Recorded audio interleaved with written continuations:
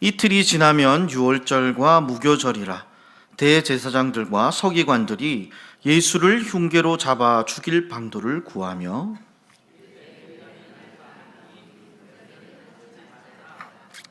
예수께서 베다니 나병 환자 시몬의 집에서 식사하실 때에 한 여자가 매우 값진 향유 곧 순전한 나드 한 옥합을 가지고 와서 그 옥합을 깨뜨려 예수의 머리에 부으니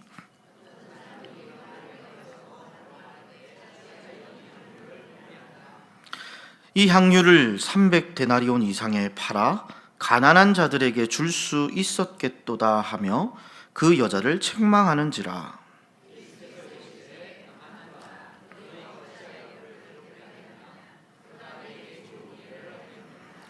가난한 자들은 항상 너희와 함께 있으니 아무 때라도 원하는 대로 도울 수 있거니와 나는 너희와 항상 함께 있지 아니하리라.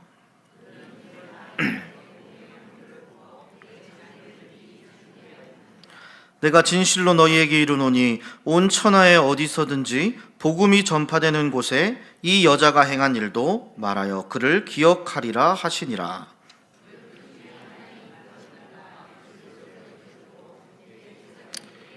다 같이요. 그들이 듣고 기뻐하여 돈을 주기로 약속하니 유다가 예수를 어떻게 넘겨줄까 하고 그 기회를 찾더라. 오늘 우리가 읽은 마가복음 14장은 매우 긴장감 넘치는 장면에 서 있습니다. 이 본문은 구원의 절정에 이르는 유월절을 배경으로 이루어지는데요. 예수 그리스도를 둘러싼 세 명의 사람들의 극명한 반응을 보여줍니다. 세 부류의 사람들은 모두 예수를 어떻게 대할 것인가라는 질문 앞에 놓여 있습니다. 첫 번째 부류의 사람은 예수님을 제거해야 될 요소로 바라보았습니다. 두 번째는 예수님을 향한 헌신마저도 개인의 손익에 따라 효율에 따라 계산하는 자들이었습니다. 세 번째 사람은요, 예수님을 세상 어떤 것보다 귀함을 인식하고 자신의 전부를 쏟아부었습니다. 오늘 말씀을 통해 우리가 예수님을 어떻게 대하며 무엇으로 반응해야 되는지를 말씀을 통해 돌아보고 은혜 받는 시간 되길 소망합니다. 오늘 말씀 속에 예루살렘과 이 인근의 상황들은 아주 복잡하고 분주합니다.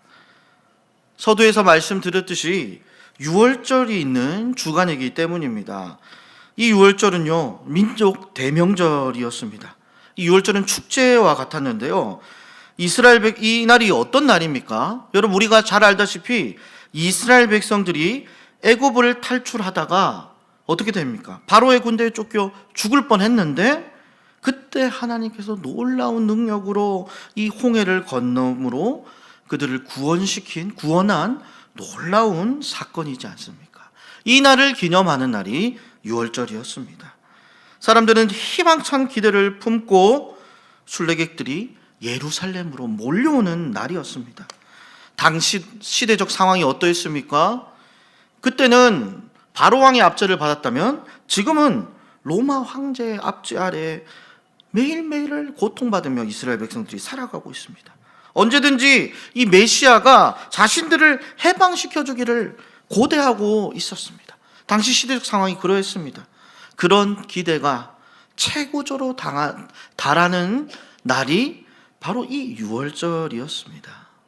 평소 예루살렘에는요 6만 명 가량이 거주하는 작은 도시였는데요, 이 기간만 되면 세계 곳곳에 뿔뿔이 흩어있던 유대인들이 얼마나 많이 몰려온지 아십니까?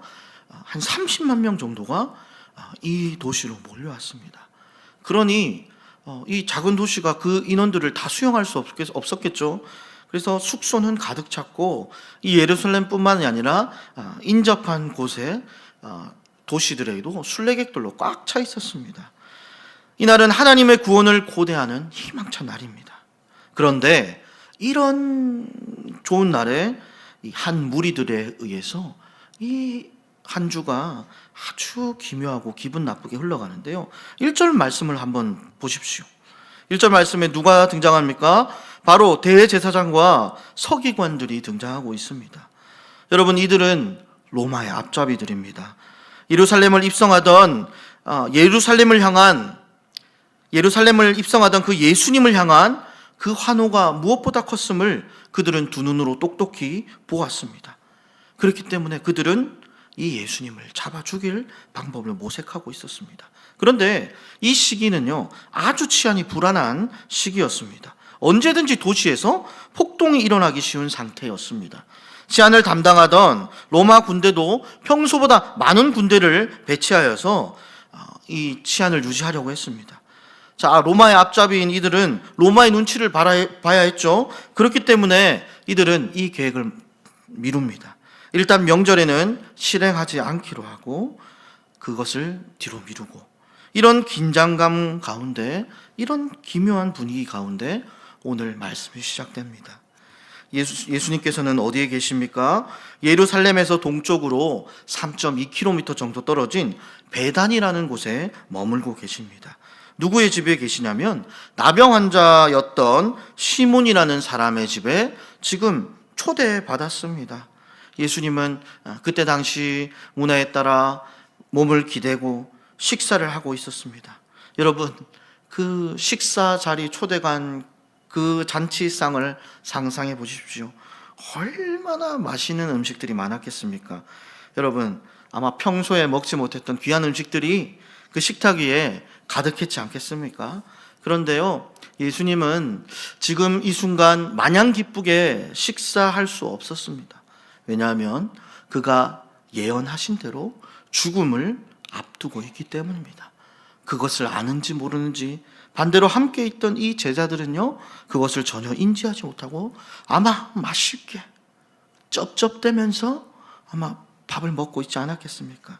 그때입니다. 남자들이 이렇게 식사하고 있는 이 공간에 원래는 웬만해서는 여성들이 들어오지 않는데 한 여인이 들어옵니다. 그리고 이 여인은요, 예수님을 향해 두벅두벅 걸어갑니다. 그녀의 품에는 무언가를 품고 있습니다. 무엇일까요? 대제사장이 보낸 암살자일까요? 아닙니다. 그 품 안에는요, 아주 귀한 옥합이 담겨 있었습니다. 그녀는 어떤 행동을 합니까? 우리 3절 말씀을 보십시오. 그녀는 이 옥합을 깨트려 예수님의 머리에 부은 것입니다. 우리가 향수를 뿌릴 때 어떻게 합니까? 찍찍 이렇게 하고 살짝 뿌리지 않습니까? 이 정도, 방울이 아닙니다. 머리를 적실 만큼 향유가 흘러내려서 몸까지 적실 정도로 모든 향유를 다 부은 것입니다. 갑자기 지금 이 여자가 무슨 행동을 한 것일까요? 여러분, 당시 문화에서는요, 손님을 맞이할 때 이 환대의 표시로 머리에 이제 기름을 부었다고 합니다. 또 여러분, 우리가 잘 알다시피 아주 특별한 인물, 왕과 같은 인물에게 기름을 부었습니다. 이 여인은 예수님이 아주 특별한 분임을 인식하였던 것입니다. 그녀의 삶을 건지고 구원하시기 위해 이 땅에 오신 특별한 분, 내 삶의 왕이시며 구원자 메시아이심을 그는 알았던 것입니다. 그렇기에 이 값비싼 향유를 모두 다 부었던 것입니다. 여러분, 이 향유는요, 그냥 향유가 아닙니다. 오늘 성경에도 기록되어 있듯이 나드라고 불리는 값비싼 고급 향유입니다. 여러분, 이것은요, 이스라엘에서 나는 것이 아니라 저기 인도나 동방에서 수입해 올 만큼 귀하고 비싼 것입니다. 그랬기에 집안에 있는 모든 사람들이 그 냄새를 맡고 이것이 심상치 않다는 것을 인지할 만큼 아주 고급스러운 향기를 내뿜었던 것입니다. 5절 말씀을 보니 이것이 얼마나 비싼 것인지 제자들의 입술을 통해 나오는데요, 얼마라고 말하고 있습니까? 여러분, 300데나리온이라고 합니다. 여러분, 300데나리온 얼마일까요? 노동자 임금을 오늘날 제가 잘은 모르겠지만 계산하기 쉽게 10만 원으로 잡으면 노동자의 1년치 임금이라고 하면 될 것 같습니다. 그러면 얼마 정도 되겠습니까? 약 3천만 원 가량의 이 향유를 단번에 쏟아 부르는 것입니다. 여러분, 한 번에 3천만 원을 쏟아부었다. 우리가 딱 이것을 보면 어떤 생각이 듭니까? 이야, 부자다. 와, 잘 산다. 이렇게 여러분 생각하지 않겠습니까? 그런데요, 여러분, 이 베단이라는 지역의 이름의 뜻이 무엇인지 아십니까? 그것은 가난한 이들의 집입니다. 그렇다면 이곳에는 어떤 자들이 많이 살았겠습니까? 가난하고 힘들고 하루하루를 연명하기 힘든 자들이 많이 모여서 살았던 곳이 바로 이 베단이었습니다. 심지어 여러분, 당시 유대 여성들은요, 많은 임금을 받을 수 있는 직군에서 제외되었습니다. 그러니 이 여성의 몸으로서 많은 돈을 벌다는 것은 불가능했다는 거죠. 그런데 어떻게 3천만 원짜리 향유를 소유할 수 있었던 것일까요? 그것은 아마 집안 대대로 이어오던 가보이던가 그가 결혼할 때 지참금으로 받은 것일 수 있습니다. 즉, 이 향유는요, 이 여인의 전부와도 같았습니다. 더 심하게 말하면 어떻게 보면 그녀의 미래와 같은 것이 바로 이 향유였던 것입니다. 이런 귀한 것을, 자신의 전부와도 같은 것을 예수님께 드림으로 자신의 믿음을 고백한 것입니다. 그가 이렇게 기름을 붓자 사람들이 어떻게 반응합니까? 그는 정말 자신의 믿음을 다해서 전심으로 예수님께 이것을 드렸는데 사람들의 반응은 다릅니다. 사람들은 깜짝 놀랍니다. 놀란 것을 넘어서 어떻게 합니까, 여러분? 말씀을 보니까 어떻게 해요? 4절 말씀을 보십시오. 막 화를 내는 겁니다. 어떻게 화를 냅니까? 너 뭐하냐? 막 제자들이 싸우는 화를 내는 겁니다. 예수님에게 이렇게 못하도록 막았어야지. 그리고 그들이 분노한 이유가 명확하게 나오는데요, 그것이 무엇입니까? 이 값비싼 향유를 낭비했다는 것입니다. 이 비싼 귀한 향유를 한 번에 어떻게 다 쓰나, 이 말입니다. 이 원어적 의미를 살려보면요, 어떻게 분노했다고 표현하면 코를 막 벌렁벌렁거리면서, 여러분, 심하게 분노한 사람 얼굴 한번 기억해 보십시오. 남편이 될 수도 있고 아내가 될 수도 있고 오늘 직장 동료 상사가 될 수도 있고 친구가 될 수 있는데, 여러분, 그 화난 사람 그 상상해 보십시오. 얼마나 얼굴이 빨개져서 코를 벌렁벌렁거리면서 강하게 분노하는 그 분노를 사용할 때 이 분노를 사용합니다. 즉, 이 여인의 헌신에 제자들은 이렇게 강하게 분노하고 있는 것입니다. 왜 이렇게 분노했다고요? 한 번에 그것을 낭비했다는 겁니다. 이것을 팔면 더 많은 가난한 자를 도울 수 있는데 그것을 고작 이런 데 썼다. 예수님에게 이걸 다 썼다라고 분노하는 것입니다. 사실 6월절 기간에는요, 선물 등을 통해서 가난한 자를 기억하곤 했습니다. 이처럼 더 중요한 일, 즉 가난한 자를 위해 사용했어야 했습니다. 그랬으면 더 많은 사람들을 도울 수 있었을 텐데 그렇게 하지 않았기에 제자들은 이것을 낭비라고 생각하고 이렇게 심하게 분노한 것입니다. 어떻게 300데나리온을 1년치 임금을 한 번에 태울 수 있어? 제자들은 예수님을 향한 여인의 헌신적인 성빔을 낭비로 간주하였습니다. 예수님께 이렇게 하는 것이 아깝다는 것입니다. 이들은 왜 이런 반응을 보였을까요? 그것은 예수님이 어떤 분이신지를 아직도 제대로 인지하지 못했던 것입니다. 그저 계산하기 바빴습니다.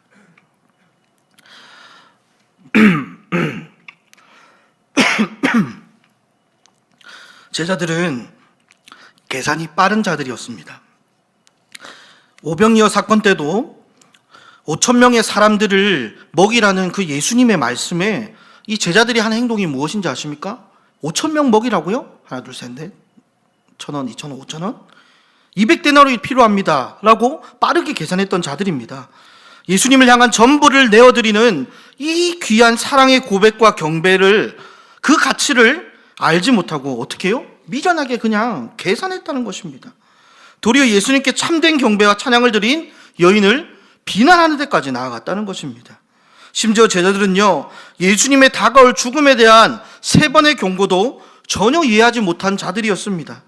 고난받으며 죽기 위해 이 땅에 오실 그 메시아의 그 예언을 제대로 이해하지 못했습니다. 심지어 예수님이 마지막으로 자신의 죽음을 제자들에게 고백할 때에 그들이 한 행동이 무엇인지 아십니까? 메시아가 오실 그 나라에서 누가 얼마나 더 큰 자리를 차지할지 싸우는 미련한 모습을 보인 것이 바로 이 제자들이었습니다. 이런 모습을 보신 예수님께서는 상황을 수습하십니다. 제가 예수님이었으면 이렇게 말했을 것 같습니다.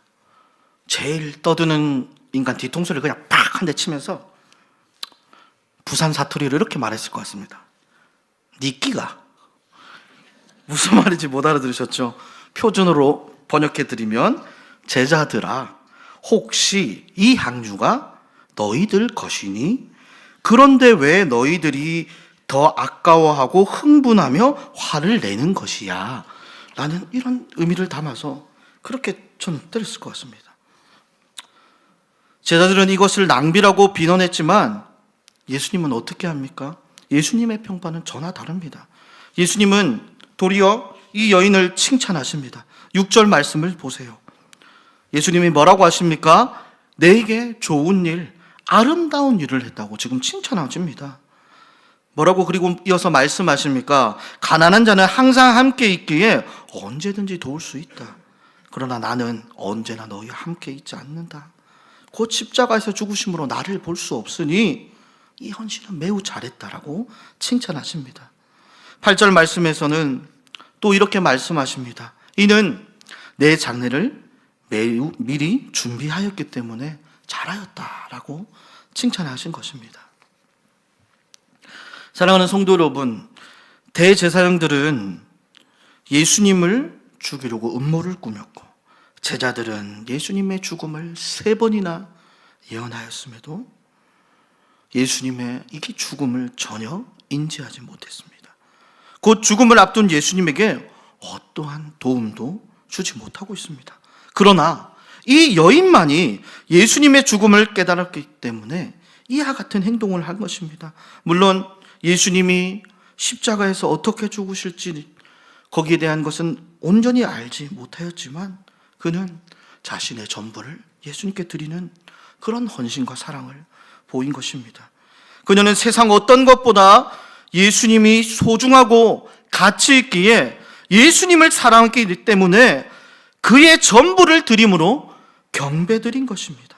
예수님이 나의 구원자이심을, 나의 메시아심을 고백하기 위해 예수님께 값비싼 이 옥합을 깨뜨려 자신이 가진 전부를 드릴 수 있었던 것입니다.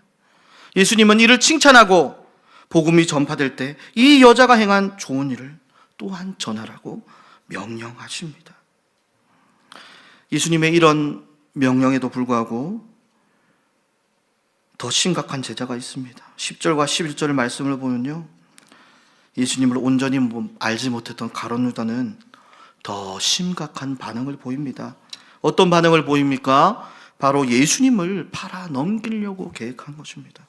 성경은 명확하게 그 이유를 밝히고 읽진 않으나 추측하건대 아마 이 가룟 유다는 자신이 생각했던 메시아 상이 예수님과는 너무나 달랐던 것 같습니다. 그가 생각할 때 메시아는 강력한 왕으로 오셔서 이 로마의 압제로부터 구해주길 기대했으나 예수님은 전혀 투쟁하지 않고 약해 보이고 무기력해 보인 이 예수님을 온전히 깨닫지 못했던 것입니다. 그는 실망하였기 때문에 예수님을 팔아넘긴 것입니다. 그의 도움으로 사실 명절에 예수님을 죽일 수 없었던 대제사장들은 급히 계획을 수정할 수 있었습니다. 더욱더 수월하게 예수님을 제거할 수 있었던 것입니다.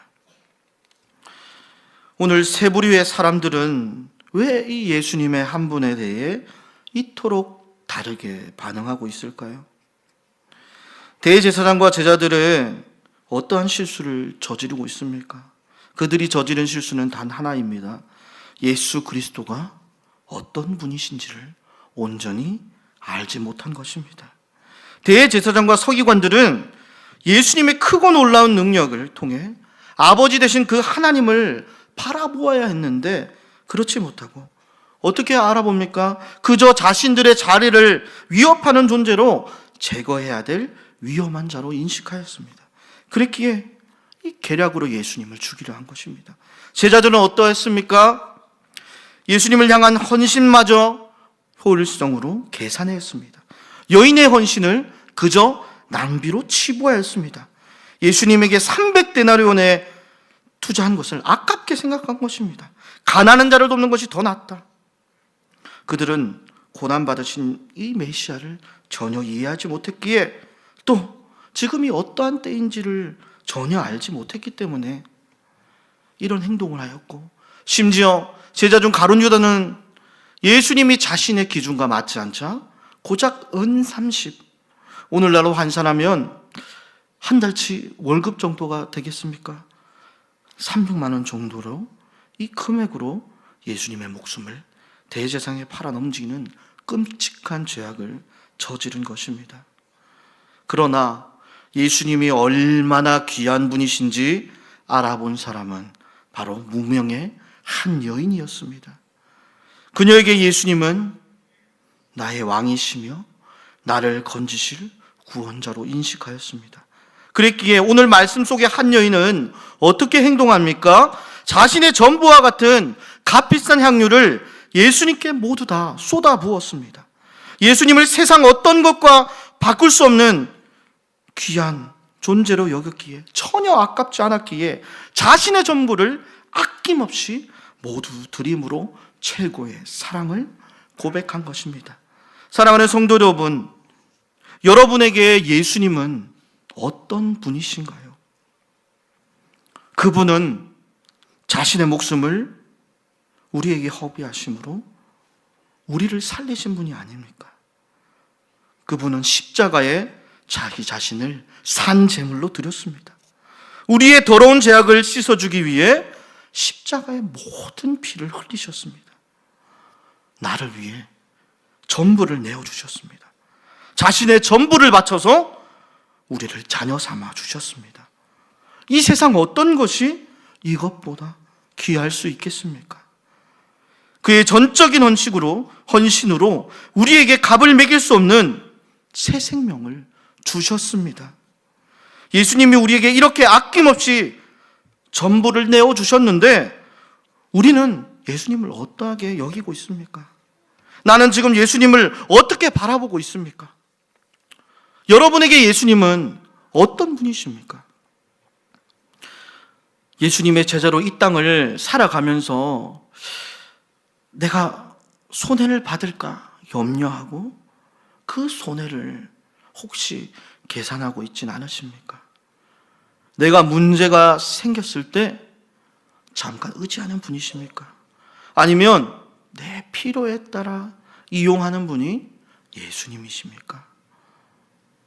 이러한 연약한 모습들을 오늘 말씀 듣는 이 자리에서 당장 멈추시길 바랍니다. 우리를 구원하신 십자가를, 그 측량할 수 없는 그 예수 그리스도의 보혈을 이 시간 바라보길 원합니다.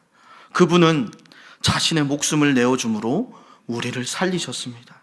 한량없는 사랑으로 지금도 우리를 품고 계십니다. 이 은혜에 감격하여 예수님을 향한 그 사랑을 회복하는 이 시간이 되길 소망합니다. 받은 은혜에 마땅한 감사와 찬양과 영광을 올려드리는 모든 성도님들이 되시길 간절히 소망합니다. 사랑하는 성도 여러분,